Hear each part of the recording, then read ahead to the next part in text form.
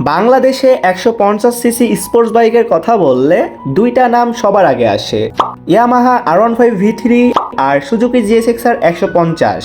কিন্তু প্রশ্ন হলো এই দুইটার মধ্যে আসল কিং কোনটা? আজকের ভিডিওতে আমরা দেখাবো এই দুইটা বাইকের ডিজাইন, ইঞ্জিন, পাওয়ার, মাইলেজ এবং দাম সবকিছু তুলনা করে, তাই ভিডিওটা শেষ পর্যন্ত দেখবেন। প্রথমে কথা বলি ডিজাইন নিয়ে। ইয়ামাহা R15 V3 এর ডিজাইন অনেকটা সুপার বাইকের মতো। এর অ্যাগ্রেসিভ লুক এবং এলইডি হেডলাইট বাইকটাকে খুব স্পোর্টি লুক দেয়। অন্যদিকে সুজুকি GSX-R 150 এর ডিজাইন খুব শার্প এবং রেসিং টাইপ। অনেকেই মনে করে সুজুকি GSX-R দেখতে একটু বেশি রেসিং বাইকের মতো লাগে।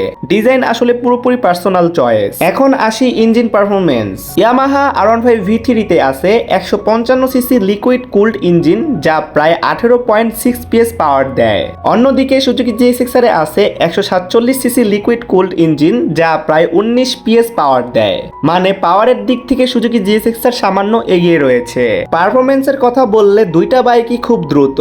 ইয়ামাহা R15 V3 এর টপ স্পিড প্রায় 145 কিলোমিটারের কাছাকাছি, আর সুজুকি GSX-R এর টপ স্পিড প্রায় 150 কিলোমিটার পর্যন্ত যেতে পারে। তাই স্পিড লাভারদের জন্য GSX-R একটু বেশি আকর্ষণীয়। এখন কথা বলি মাইলেজ নিয়ে। বাংলাদেশে সাধারণত ইয়ামাহা R15 V3 দেয় প্রায় 45 থেকে 50 কিলোমিটার, আর সুজুকি GSX-R দেয় প্রায় 42 থেকে 45 কিলোমিটার। মানে মাইলেজের দিক থেকে দুইটি মোটামুটি এগিয়ে রয়েছে।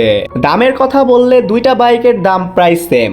সো দুইটা বাইকের মধ্যে কোন বাইকটা তুমি পছন্দ করো অবশ্যই কমেন্টে জানিয়ে দিবে। দুইটা বাইকই কিন্তু স্পোর্টি লুক এবং কি টপ স্পিড মোটামুটি কাছাকাছি। এখন প্রশ্ন হলো এই দুইটা বাইকের মধ্যে কোনটা তুমি নিবে, আর যদি নাও তাহলে কি ইউজড নিবে নাকি ব্র্যান্ড নিউ নিবে, এটাও কমেন্টে জানিয়ে দিবে। তাহলে ওই হিসাবে আমি ভিডিও দিব তোমাদেরকে। সো আজ এ পর্যন্তই, দেখা হবে নেক্সট কোনো ভিডিওতে। সেই পর্যন্ত ভালো থাকবে, সুস্থ থাকবে, নিচের পাশে ভালো রাখবে। আল্লাহ হাফেজ গাইস।